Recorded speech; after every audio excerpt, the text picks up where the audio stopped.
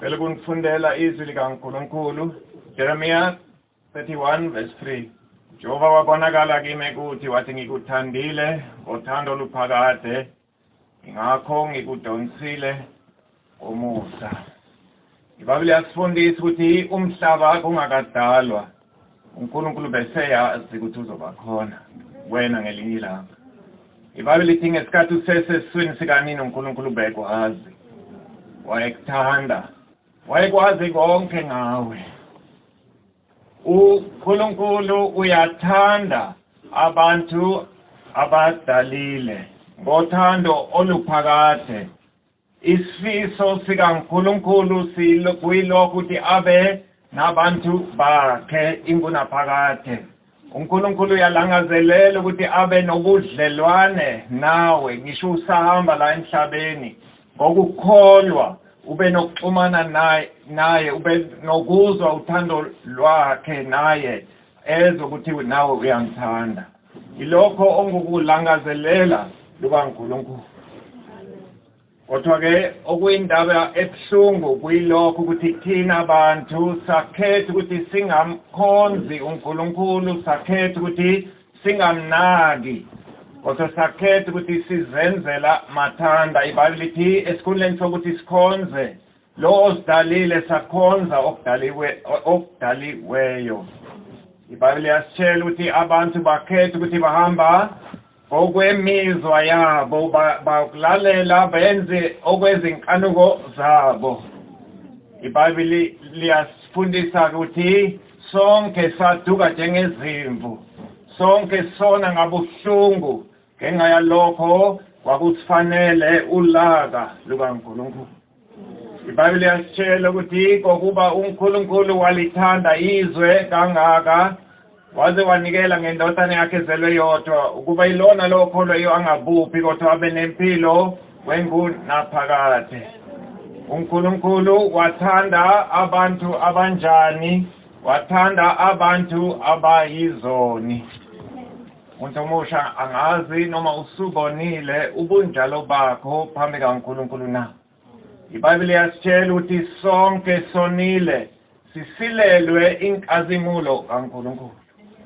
Ukunixoxela nje okuncane njengami kuze nisibonele ukuthi umuntu unjani. Mina isemncane bengingakafundi ngisho isikole, mhlawumbe ngila ku-5 years, sadlala ama-toys nosisi wami. Usisi wami wathatha i-toys le ebengifuna ukudlala ngayo mina ngavele ngamthukuthelela, ngamphuca i-toys, ngamlahla phansi yena, ngagibela phezu kwakhe ngixuma, ekhala izinyembezi, ekhala. Bengimlimaza, ingenalo uzwelo ngezinyembezi zakhe. Ngaze ngafikelwa umcabango ukuthi mhlambe kuzongena ubaba noma umama mase bengibona ngizothola uswazi. Khona lapho ngavele ngathi sorry Pepisa, sengiyaxolisa ngoba ngiyasola ngoba ngimlimazile. Cha, ngiyaxolisa nje ngoba ngisaba induku. Ngiyabona bazalwane ububi benhliziyo yomuntu. Umuntu akanalo uthando ngokwemvelo, uthanda abantu, uthanda yena yedwa. Akanandaba ngabanye abantu. Uxosha i-cellphone, akanandaba ngalo olahlekelwe i-cellphone uthi inhlanhla yami. Uzothola izinsizwa ziyashela izintombi, bawakhohlisa, abanandaba ukuthi bayawona, ngeke basathola umshado omhlophe wentombi nto. Abanandaba ukuthi mhlambe bazokhulelwa, baphuthelwe ngisho isikole. Okubuhlungu ukuthi bazophika ngisho leyangane, uma sekuzelwe leyangane ngeke bayondla. Bazalwane, niyabona ububi benhliziyo yomuntu. Okubuhlungu ukuthi umuntu akaboni ububi bakhe, akaboni, akanazwelo, akanakusola ngezono zakhe. Kunalokhu uyasiqenya, uzothela ezinye insizwa ukuthi mina sengalala nentombi engaka. Akanakile ukuthi le ntombazane akusiyo wakhe, okukaNkulunkulu, ithempeli kaNkulunkulu. Akanandaba futhi ukuthi kuyeza usuku lokwahlulela, akayinakile. indaba ebuhlungu leyo bazalwane ukuthi umuntu uyasiphilela nje mathanda uyenza lokho akuthandayo ngisho amantombazane bayakwenza bakuthandayo abanandaba ngokubadalile abanandaba ngabazali abanandaba ngomunye umuntu uyazenzela nje mathanda iBhayibheli lithi ngoba sonile saba izitha zikaNkulunkulu uNkulunkulu esithanda samelana naye samlimaza niyazi ukuthi enye into ukulimaza nje umuntu kodwa uma umlimaza umuntu okuthandayo kubuhlungu kakhulu ngokuphindiweyo manje iBhayibheli yasifundisa ukuthi sesili one kangaka uNkulunkulu sangamfuni kodwa yena wasithanda weza wazosifela siseyizitha zakhe iBhayibheli izelibuza ukuthi umuntu wangafele nomunye umuntu na iBhayibheli bese lithi mhlambe ukungamfela umuntu olungileyo kodwa uNkulunkulu wasivezela uthando lwakhe ukuthi wasifela siseyizitha zakhe phambi kaNkulunkulu sathi kumuntu omubi sifana nomuntu oyisigebengu endaweni umdlengule endaweni kodwa yena wakhetha ukuthi afela thina ngani hayi kuba simuhle kodwa kuphela kube sithanda nomfana ola ku-16 years igama lakhe bekuveli ubaba wakhe beyisosha kodwa wafela khona emasosheni umama wakhe begula kodwa lo ophethe emasosheni ubemazi-ke umndeni wakhe wamdabukela uveli ngoba esehlupheka ngoba ubaba akasekho emhlabeni umama uyagula wathi akeze la emasosheni azohlala khona azokwenza umsebenzi othize khona manje-ke wayesehlala lapha emasosheni kanye namanye amasosha awu-3 ethendeni elilodwa kanti kuleli thende bekunensizwa eyodwa igama lakhe bekuJim uJim ubengenandaba noNkulunkulu ube insizwa nje osiphilela nje mathanda okwenza nje akuthandayo uyakhuluma nje akuthandayo uveli kodwa lo mfana ubemthanda uNkulunkulu bekubuhlungu kuye uma embona uJim eyona ngamabhomu enza okungafanele asebenzisa izwe negama likaNkulunkulu uveli wayesekhuluma noJim ethi hawu Jim uNkulunkulu uyakuthanda Jim uNkulunkulu wakufela Jim kodwa uJim wangabi nandaba ngalo uNkulunkulu wathi mina angikholwa le ndaba ukuthi uNkulunkulu wangangifela ukuthi uJesu wayengangifela ngelinye ilanga-ke uJim ebusuku wenza icala elikhulu ngakusasa kwabonakala ukuthi kukhona wone wenza okungafanele la endaweni lapho bahlala khona kodwa akekho owayeyazi ukuthi uJim okwenzile uveli kodwa ubeyazi ukuthi uJim okwenzile ngakusasa kwahlanganiswa amasosha onke lo baphethe wathi akuvele lo owenza leli cala wathi uma engaveli eza phambili uthi nizojeziswa nonke akavele kodwa uJim wathula nabantu bonke bathula kodwa uveli wayazi ukuthi uJim ukwenzile lo phethe wayesethi ageze phambili ozoyithola isijeziso saleli cala uma engaveli nizojeziswa nonke khona lapho uveli wacabanga ukuthi kade ngizama ukumtshela uJim ukuthi uNkulunkulu uyamthanda nokuthi wamfela akangikholwa wathi sekuyithuba lami ukuthi ngimvezela uveli ube insizwa ebuthaka kodwa weza phambili wathi wasebuza lo ophethe wathi veli yini wathi baba ngize ukuzothwala lesijeziso wathi lo ophethe wathi hayi veli siyazi ukuthi wena uzange ukwenza akekho ohloniphayo akekho oziphatha kahle njengawe la sonke siyazi ukuthi awukwenzanga wathi yebo baba kodwa ushilo ukuthi ageze uYesu uzoyithwala isijeziso uma engezi sizojeziswa sonke sengifikile wahluleka ukuthi uzothini wabize lo wayizo anikeza isijezo wezindoda enamandla enenduku uveli kwathi ngathi akhumula ihembe washaywa kabuhlungu ehlane lensizwa emhlophe ngesikhathi eseshaywa wavele waphenduka waba mhlophe njengeshithi ngoba ube insizwa ebuthaka emzimbeni washaywa kabili kathathu elokhu eshaywa wabonakala eseqaqazela esephelelwa ngamandla khona lapho kwenza kwalo omunye ekhala wezwa uJim ephuthuma phambili ethi myekeni wathi mina ngenza leli yacala kodwa uveli wathi hayi ningamshayi yena sengithwalile isijeziso sakhe. Uveli wayeseqhuleka. Uveli bamphuthumisa endaweni ekuyisibhedlela lapha ithende eliyisibhedlela walaliswa khona. Sekuzoshona ilanga thambama uJim wezwa ukuzombona lensiza uveli ebuthaka wambuza wathi Veli ukwenzelani lokho? Wathi ingani ubuwazi ukuthi ngiyimina ngenza leli yacala?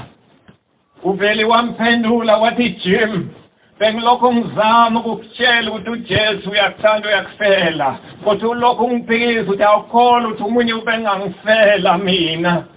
Bengizama ukukuvezela nje okuncane kwalokho uJesu wakwenzela khona. Uvele eseqedile lamagama waphuma umphefumulo. uJim wayesekhala wathi impela ngiyakholwa manje ukuthi uJesu wangifela nangu noVeli manje wangifela. Mhlobo wami angazi ukuthi namhlanje unenhliziyo elikhuni yini, angazi ukuthi namhlanje unenhliziyo elifana nenhliziyo kaJim yini, unenhliziyo yokuthi ufisa ukuzenzela amathanda unandaba ukuthi uyalimaza abanye.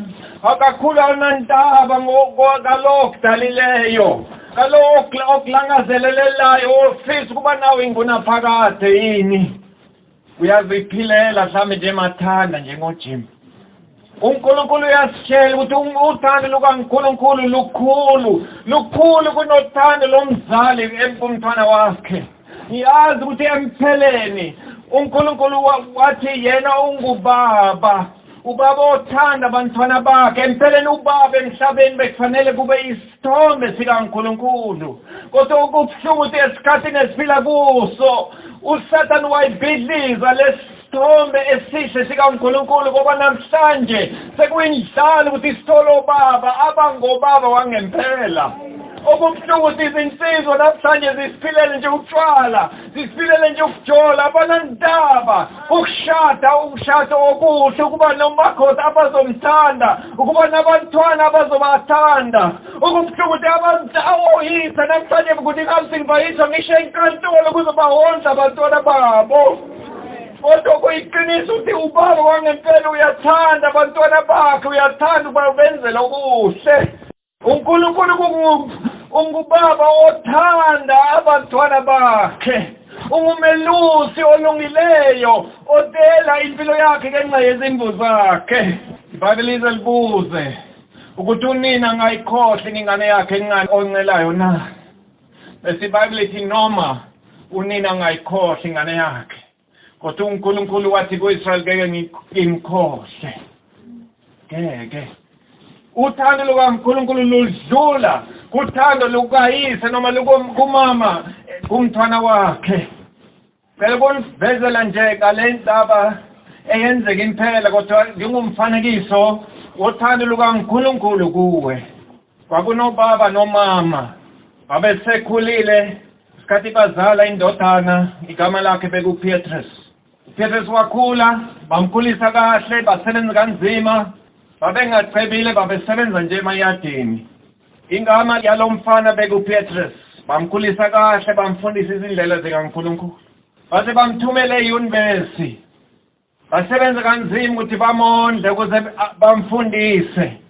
Kodwa lensizwa uPetrus wangabi nendaba ngabazali. EseYunivesi wadutana nje nabangane ababi. Wangasababhalela izincwadi bekungekho ama-cellphone ngaleso sikhathi. Ubebhala kuphela incwadi umecela imali. Kodwa abazali bakhe babemthanda.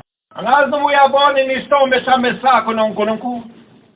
Sabanandaba ngoNkulunkulu okuthandiyo. Ngisho ukhuleka kuphela ngokukhona okudingayo. Okubuhlungu ukuthi abanye bayakhuleka ngisho ezintweni ezimbi uma sebegangile bathi bayakhuleka ukuthi bangabanjwa. Basabathi kubuhlungu le ndaba ukuthi uNkulunkulu amazi ngezinye ikhathi kodwa kusenkingeni uyamazi. wangathi ningabona nje inhliziyo likaNkulunkulu ngawe ukuthi unozwelo okungakanani ngawe kodwa wena mhlambe awukuthinti kodwa abazali bakaPetrus babemkhumbula ubaba kaPetrus wathi kumama wathi mama nanka amasenti bengiwabekile bengithi ngizoyithengela ibhantshi ngoba kuyabhanda kodwa wathi thatha lamasenti okugcina sengitikiti lesitimela uyothenga umfana wethu sobo wami uJesu kukuhle ezulwini izingelozi zimdumisa malanga onke wakhetha ukuza la emhlabeni lapho abantu owayebatalile bengenandaba ngaye bamshaya into yalutho obadalile bamtinisela ngamathe ebusweni bamshaya ngempama ebusweni bamkhipha intshebe ebusweni bakhe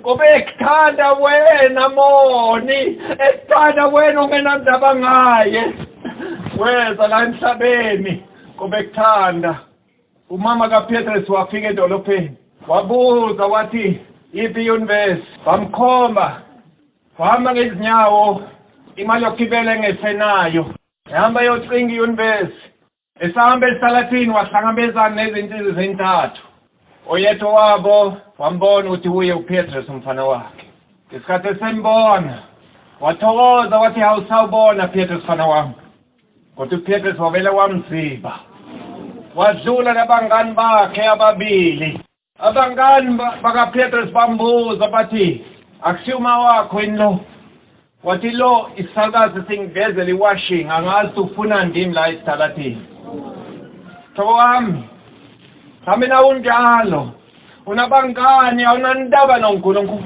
unamahloni ngaye awufuna ukumvuma uyasipilela nje mathanda esedlulile uPetrus nabangani bakhe uma wakhe wamlandela uJesu mhlobo uyakulandela noma ungamfuni uyakulandela namhlanje uyalelula isandla sakhe sothando kuwe umama kaPetrus wahamba waze wamfica indodana yakhe walelula isandla sakhe wabamba ingalo kaPetrus wathi awuPetrus bese sikumbula noyise kodwa uPetrus wamduka wathi futheki wathi ngiyeke wamphusha wawele esitalatini wagayiwa imoto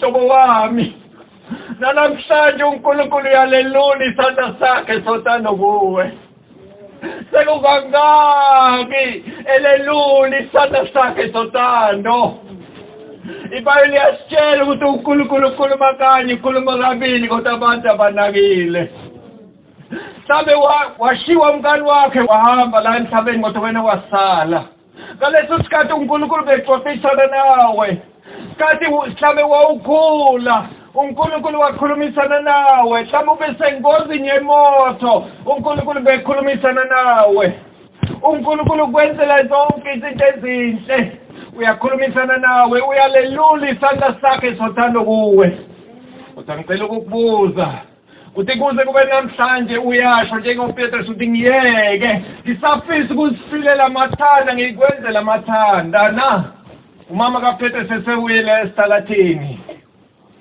Petrus akanakanga eduzane nje bekhona amaphoyisa indaba yonke yanidlaleka phambi kwamaphoyisa uPetrus esathukile umama efile esitalatini wamangala nakho amaphoyisa aseyamfaka izinsimbi bathi insizwa usunecala lokubulala unina usuzoya ejele wecala lokubulala unina ngaleyo umnyaka umuntu wayibulala ubelengwa intamo entanyeni ubefa mhlobo wami nangu uJesu uyakuthanda nangu uNkulunkulu uyakuthanda kodwa mhlobo wami uma uyenza inhliziyo yakho ibelikhuni uzoba necala legazi elinenani eliphakemeyo likaJesu owathi uyanikela ngalo ukuthi akuthenge kodwa wena wayinyathela phansi kwezinyawo zakho uthi mhlobo uzoyetshele wengunaphakade uma ushushe malanga binyesoko uzokwazi ukuthi ngila ngoba angizange ngimthanda uNkulunkulu angizange benendaba ngaye uNkulunkulu lo owayekuthanda uma usuye ekubhutshisweni uzoya hayi ngoba uNkulunkulu engakuthandanga kodwa ngoba wena walenza inhliziyo yakhe yabalukhuni yakuncenga-ke mhlobo yakuncenga muntu omusha cela ukuthi ungalenzi likhuni namhlanje inhliziyo lakho kodwa ethambisa yakuncenga mhlobo ukuthi namhlanje uthatha izinqumo khuleka namhlanje uthi uNkulunkulu ngihawukela mina soni uthi uNkulunkulu ngihawukela guqula lenhliziyo yami imbi guqula lenhliziyo yami imbi elingakufuniyo ngiyafisa ukuthi ngisinikela kuwe namhlanje ukuthi ube inkosi ube umsindisi wami ngiyafisa ukukholwa kuwe namhlanje njengoJim ngithi namhlanje ngiyakholwa ukuthi wangifela futhi uJim sukela ngaleso sikhathi impilo yakhe yaguquka sukela ngaleso sikhathi wamthanda uNkulunkulu waba isibonelo lekisho la endaweni yamasosha bonke babona ukuthi le nsizwa isihlangane noJesu ngizocela ukukhuleka manje ngizocela-ke mhlobo uma kuthi namhlanje uyathatha leso sinqumo sokuthi ngomusa kaNkulunkulu ngiyasinikeza enkosini ngiyacela ukuthi ngesikhathi sesivala amehlo sikhuleke ukuthi wena uphakamise isandla bese ukukhuleka nawe enhlizweni ngizokhola bese usho lokho engizokusho emva kwami noma ukusho nje enhlizweni noma usho okufanayo ngicela sivala amehlo baba wethu osezulwini ngisiza kuwe ngiyacela Nkosi ukuthi usisize manje Nkosi ngicela ukukhulekela umntwana nomntwana okhona la ukuthi usebenze enhlizweni yakhe ukuthi alenze inhliziyo yakhe alithambise alikalenzi ibe likhuni bese Nkosi Jesu sengiyakhulekela ilona lo ophakamisa isandla Nkosi ngiyacela ukuthi ngimvumela Nkosi ukuthi siyavuma Nkosi ukuthi sonile phambi kwakho siyavuma Nkosi ukuthi izinhliziyo zethu salenza likhuni siyavuma Nkosi ukuthi sakulandela izinkanuko zenyama senza okuthandwa inyama elingubutha kuNkulunkulu sasiphilela amathanda senza okungakuthokozisayo futhi Nkosi siyasho namhlanje siyavuma ukuthi Nkosi siyavuma ukuthi sonile siyasola futhi Nkosi siyasho namhlanje ukuthi sisimisele ukuthi wena Nkosi ube inkosi nomsindisi wethu siyafisa ukukwamukela Nkosi njengenkosi nomsindisi wethu siyacela ukuthi usenze ukuthi sibe ngabantwana bakho siyacela ukuthi uguqule lezi inhliziyo zethu ezilikhuni Nkosi usinikeze inhliziyo entsha inhliziyo elithambile usinikeze Nkosi umoya wakho siyacela ukholwa umoya wakho sukela namhlanje asafisa ukuzenzela amathanda siyafisa Nkosi ukuthi singakudabukisi kodwa kunalokho ukuthi sikuthokozise ube wena Nkosi uzophila ngathi impilo elizokuthokozisa sicela lokho Nkosi hayi ngoba kusifanele kodwa sikucela ngenxa yegama lakho amen izwi likaNkulunkulu liyasho ukuthi ekuqaleni kwakukhona ulizwi wayeni kuNkulunkulu wayeni naye uNkulunkulu weza kulokho akudaliweyo kodwa abakhe abamkwamukelanga kepha bonke abamkwamukelayo uyabapha amandla ukuthi babe ngabantwana bakaNkulunkulu amanye amazwi mhlobo uma inkosi uJesu ungikwamukele namhlanje ngeqiniso futhi ukuqhubeka ngokukholwa kuye kokumethemba uyakwenza ukuthi ube umntwana wakhe futhi balithi hayi nje ukuthi ube umntwana ukuthi ube indlalifa lakhe ukuthi ube naye ingunaphakade ezulwini wangathi uNkulunkulu angathawukela siyabonga